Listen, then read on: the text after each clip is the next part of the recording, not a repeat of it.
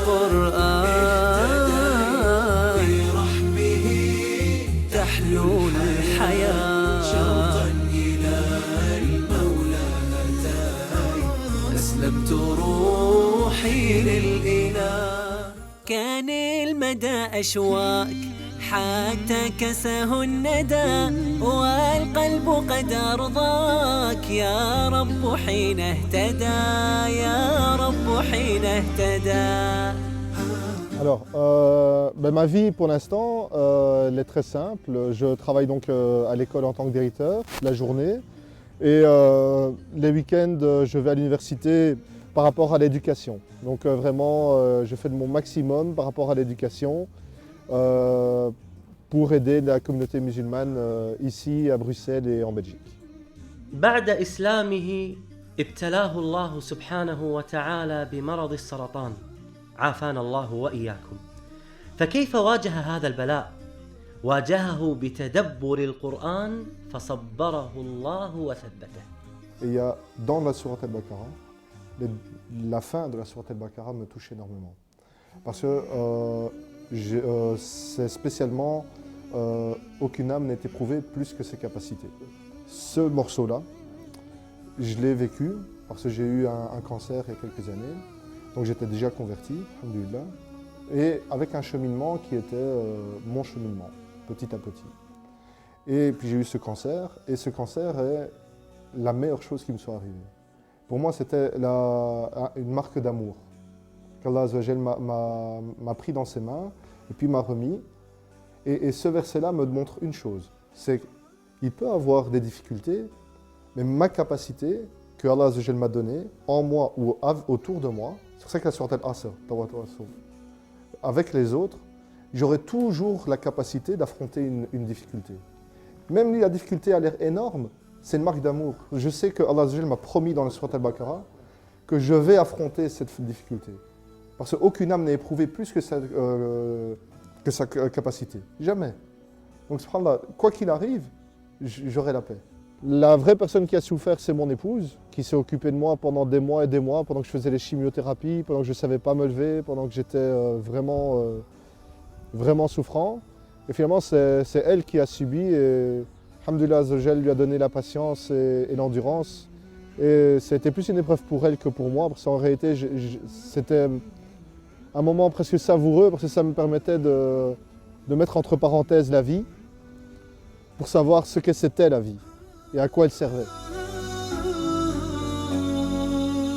يا نفحة القرآن فوحي عطرا على قلبي وروحي يا بلسما يطوي جروحي لولا الهداية ما ارتويت.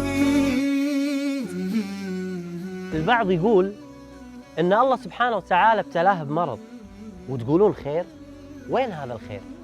بلال لما قعد مع أصحابه قالوا له أنت بعد ما أسلمت الله سبحانه وتعالى ابتلاك بهذا المرض وتقول إن الله سبحانه وتعالى يحبك. شوفوا رد بلال عليهم. Et je leur donne un simple exemple. Je leur demande, réfléchissez. On dit qu'une femme, une mère, a cassé le bras de son enfant. Qu'est-ce qu'on va penser? C'est pas bien, c'est ceci, c'est... Maintenant, on va dire, l'enfant allait traverser la rue, la voiture arrivait. La mère a vu la voiture, elle a pris l'enfant. Maintenant, je redis la phrase. Une mère a cassé le bras de son enfant. Qu'est-ce qu'on en pense maintenant? Alhamdulillah, c'est une bonne mère. C'est exactement la même chose. Nous sommes l'enfant. On ne se rend pas compte, on ne voit rien, on ne voit pas les voitures. On ne voit pas ce qui se passe. Et Allah Azza wa Jal, lui, il voit ce qui se passe et ce qui est bien pour nous. Et c'est là où on a confiance en lui. Quoi qu'il se passe, quoi qu'il nous arrive, c'est que c'est un bien pour nous. Et heureux est le croyant, car quand il lui arrive un bien, pour lui c'est un bien, et quand il lui arrive un mal, pour lui c'est un bien.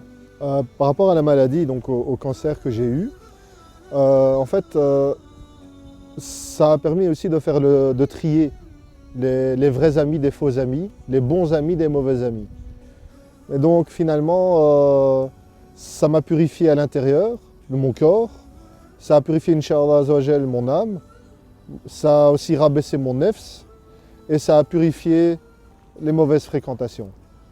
أي شخص يدخل الإسلام يشعر بالخوف أمام أهله يعني يحاربونه أهله مثلا، هل أنت يعني حدث لك هذا الأمر؟ Bien sûr, oui. Et en fait, j'ai été élevé par ma grand-mère parce que j'ai jamais connu mon père et ma mère est décédée. Et c'est ma grand-mère qui m'a élevé, qui était très croyante, qui allait à l'église et c'est avec elle que vraiment alhamdoulilah, j'ai connu la voix de Dieu. Et elle a vécu ça comme une trahison, le fait que je devienne musulman. Et maintenant, c'est celle dans la famille qui accepte le plus. Parce que elle a eu 5 enfants et j'étais le 6e qu'elle a élevé. Et je suis celui qui s'occupe le plus d'elle. C'est elle qui le dit. Elle dit, lui, il s'occupe bien de moi. Donc, je peux venir. Et elle accepte mon épouse avec le foulard, les enfants, la viande halal, il n'y a pas de problème. Alhamdulillah, alhamdulillah. من رحمة الله سبحانه وتعالى بنا أنه سهل لنا طريق التوبة والرجوع إليه، وهذه نعمة عظيمة قد لا يدركها كثير من الناس.